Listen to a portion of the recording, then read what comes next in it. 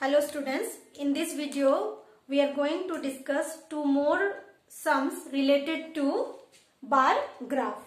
So question number 12, exercise 14b, slab 2. Question is, rate the bar graph shown in figure and answer the following question. So whenever we want to write the information given by the bar graph, we have to see the x-axis and the y-axis. So you can see here, x-axis is your years and the y-axis is your number of government companies. So what information we get from this bar graph?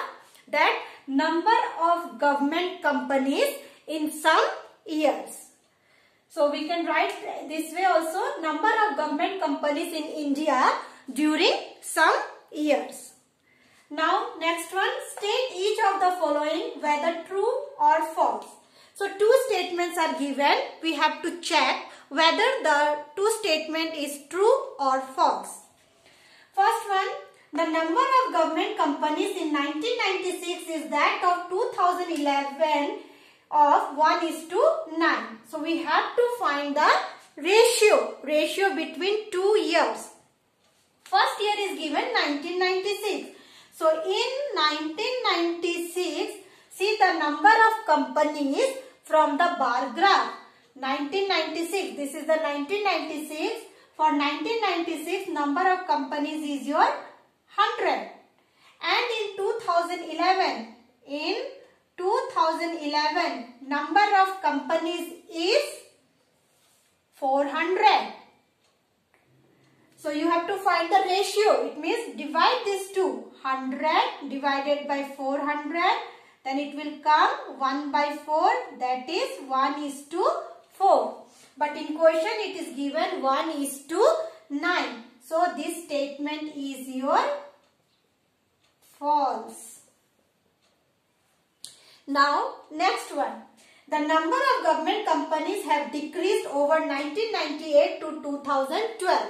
So check here, for 1998 number of companies is your 50. Then 1991 no need, 1996 no need to count because 1998, then you have to find that 2001. So for 2001 the number of companies will be 150. Then 2006 number of companies will be 350.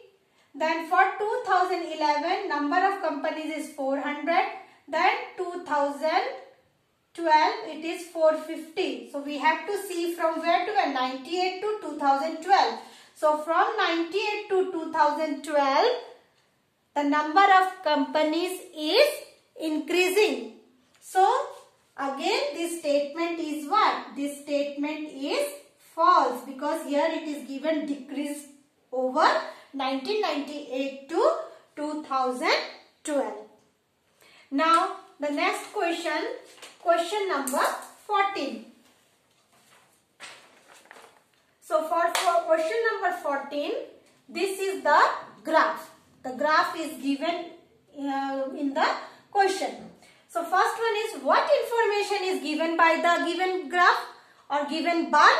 So check, x-axis is your marks and this is marks and here it is subject. It means x-axis represent the subject and the y-axis represent the marks.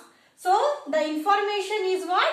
The graph shows the marks obtained by students in various subjects in an examination. Now next one, in which subject is the student very good? So see, in English 60, in Hindi 36, mathematics 76, social science 48 and science 60. Which one is the longest? The longest bar is your mathematics bar and the marks is your 76. So answer is your, in which subject is good? Answer is your mathematics. Mathematics. Now in which subject he is poor? Find out the poor subject. That is 60, 36, 76, 48, 60. So 36 is for Hindi. So Hindi. He is poor in Hindi. Now you have to find what? You have to find the average of his marks. Average means sum of all the marks by number of observation.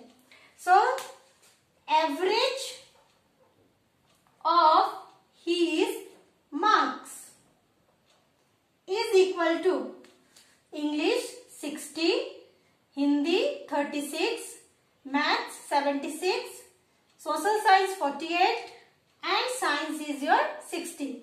Divided by how many subjects? 1, 2, 3, 4, 5. So divided by 5. Add it, it will be 280 by 5. Now divide it. 5 5 are 25, then 3, then 5 6 are 30. So average of his marks is your 56.